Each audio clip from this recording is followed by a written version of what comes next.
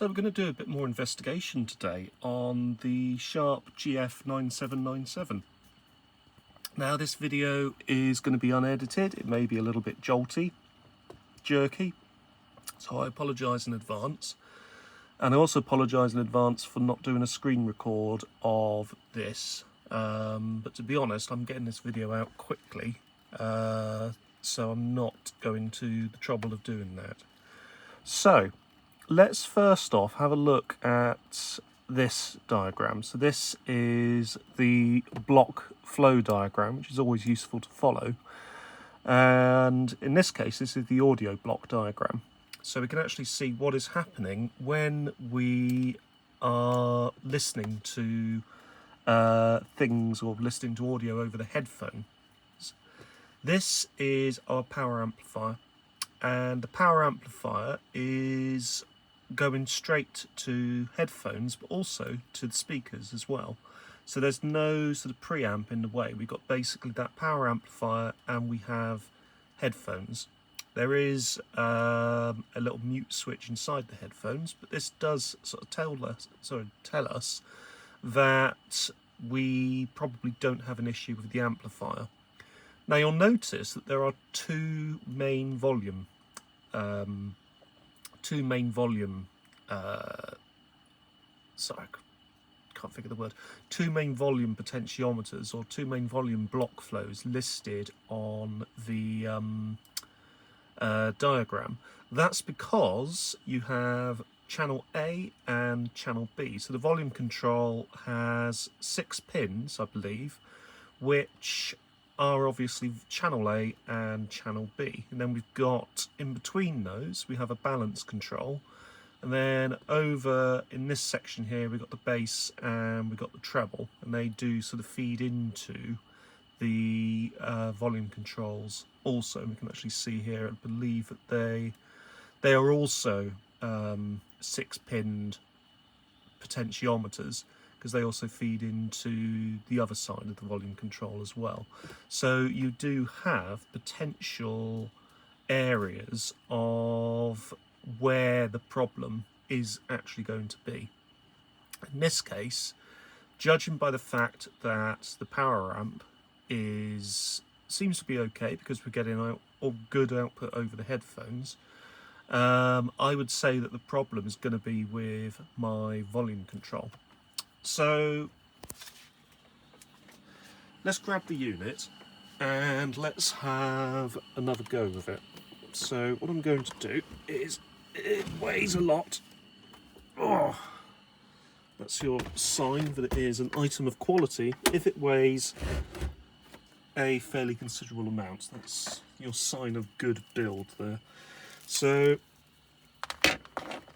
let's get this plug and do that for a while until it unravels itself, because this always works. What we will do though is we'll just try this and unravel it whilst holding the phone camera. So let's plug that in, turn that on, pop this into here, over here. There we go. Oh, there we are.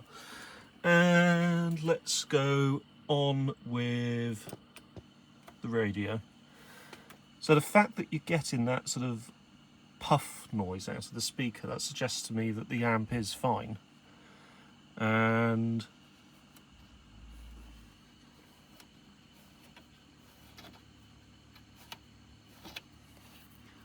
let's see if we can get it to tune into anything. I doubt we can, but that's another issue that I probably need to investigate. It might also be because of the room that I'm in. So let's see.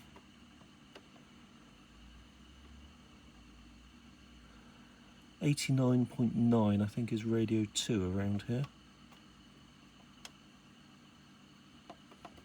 89, 6, 7, 8, 9. There we go. So we'll go for mono. We'll go for distance. I'm not sure if distance is pressed down or not, but we'll do that. volume all the way up, and there's nothing as I expected, but that is expected, to be honest with you.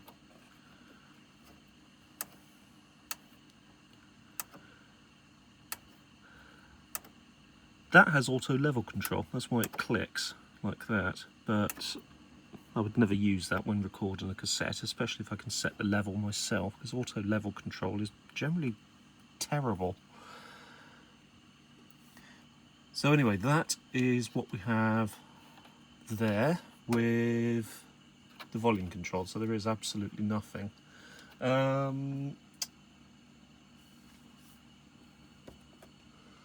turn that off and unplug it, and let's whip it around and let's get the back off. So rather than the mistake we made last time, we'll pull out the knobs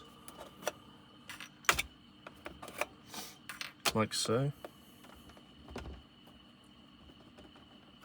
We'll also do a soft touch on that to bring those back, so they're back in flush like so. Give that a bit of a wriggle, and that one should come out, hopefully.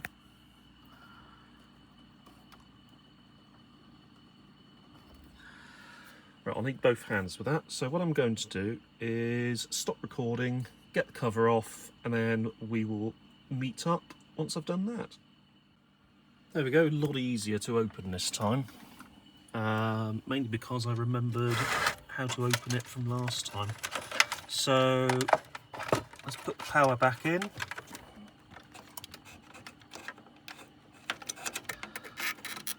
There we go. And we are going to go with the cassette, I think. So one of these is going to be play. That's not play. That's not play. That's play.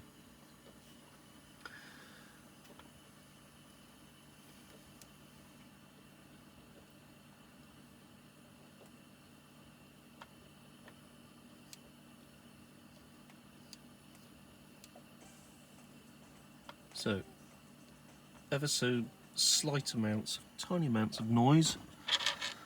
And let's just try something. Don't try this at home.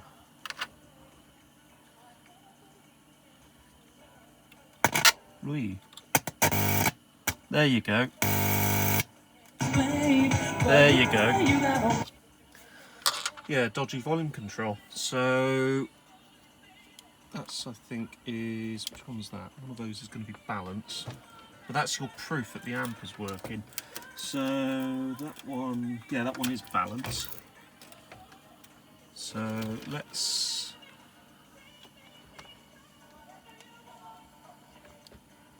do that, do balance that way.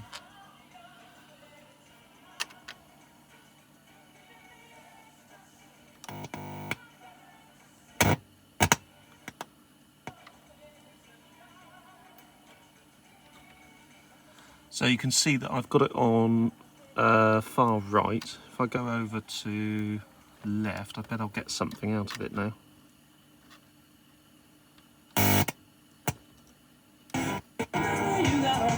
Yeah, there you go. Now if I whap up the treble and bass, let's see if that makes a change.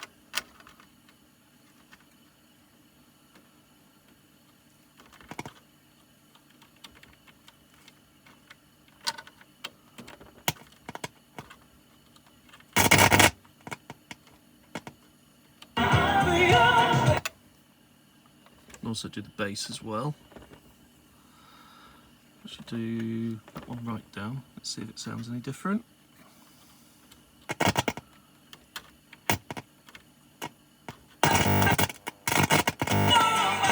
Yeah, there you go. So that suggests to me that bass and treble are working, and the problem is with this volume control. If I put it all the way up, I reckon you'll get a lot out of it. Let's see. Yeah, not as much as I thought, but still a fair amount coming out. So that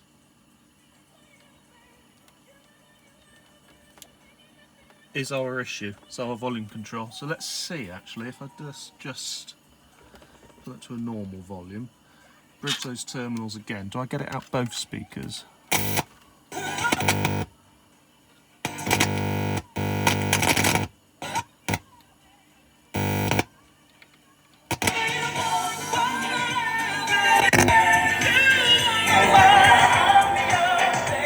No, only the one speaker.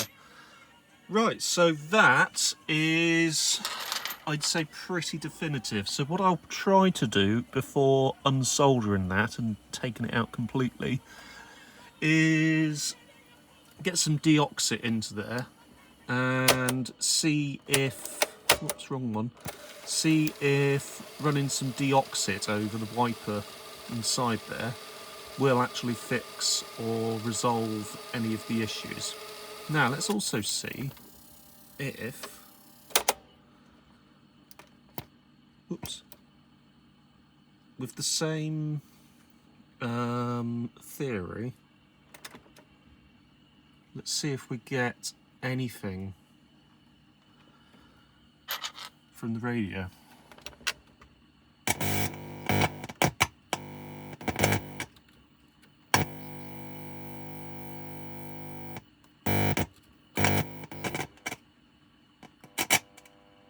Something, definitely. Let's do that up to 89.9. Whoops, down there, okay.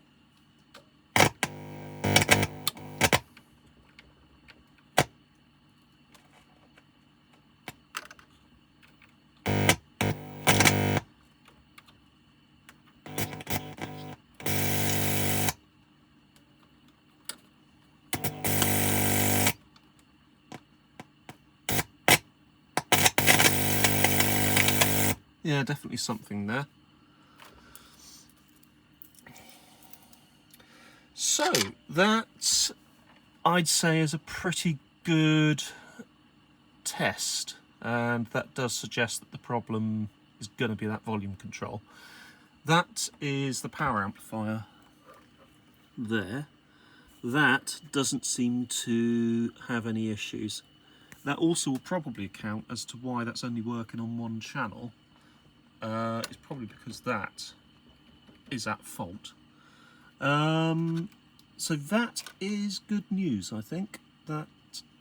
Yeah, that's definitely good news. Right, and that is actually it for today. Just a very quick video really, because I wanted to just do some troubleshooting based on a hunch that I had. I'd like to thank you very much for watching. Like, comment, subscribe. Actually, subscribing would be absolutely fantastic if you want to do it. It is free, but no pressure, so I'm not one of those sort of YouTubers. And what else is there that I need to say? No, that's it. Thanks for watching, take care, and see you soon.